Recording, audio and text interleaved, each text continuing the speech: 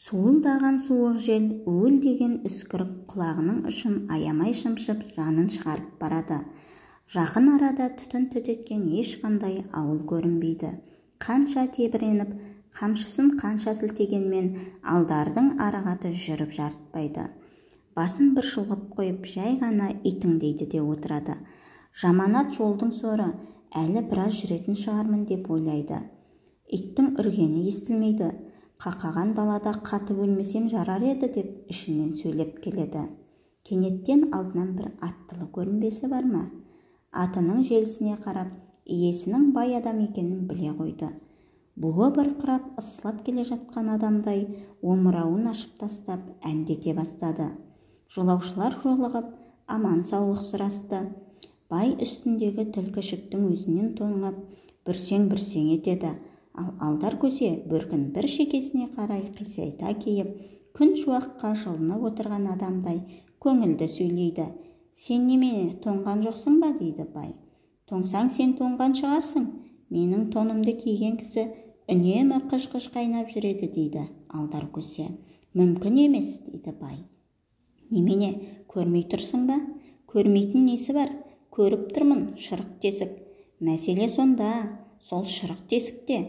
Бір тесіктен кірген жел лып етіп екінші тесіктен шығып кетеді, ал жылу өзімде қалады. Қайткенде де мен мұның тонын алып қалайын деп ойлайды бай. Шіркін, мынаның ішігін қолыма бір түсірсем деп армандайды алдар көсе. Ішігіңді маған сатсаңшы, дейді бай. Сатпаймын, мен онсыз да үсіп өлемін, дейді алдар. Үсіп өлмейсің, оның орнына мен саған өз ішігімді беремін. Ол да сондай жылы.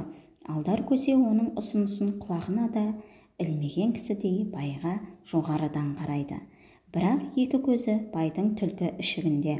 Ішігімді де берейін, үстіне ақша да қосайын деп қызықтырады бай. Маған ақшаның қажеті жоқ.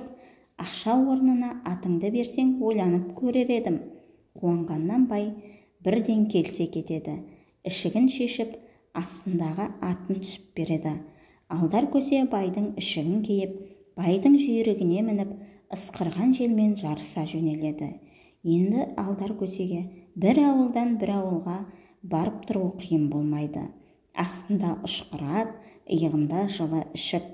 Кез келген үйде одан мына керемет түлкі ішік пен жүйрік атты қайдан алдың деп сұрайды. 77 жыртығы, 78 жамауы бар тонға айырбастап алдым. Жаман тонға жақсы ішігін, қыршаңғы атқа құстай ұшқан жүйрігін айырбастаған ақымақ бай туралы әңгімесін естіп, ел мәз болады.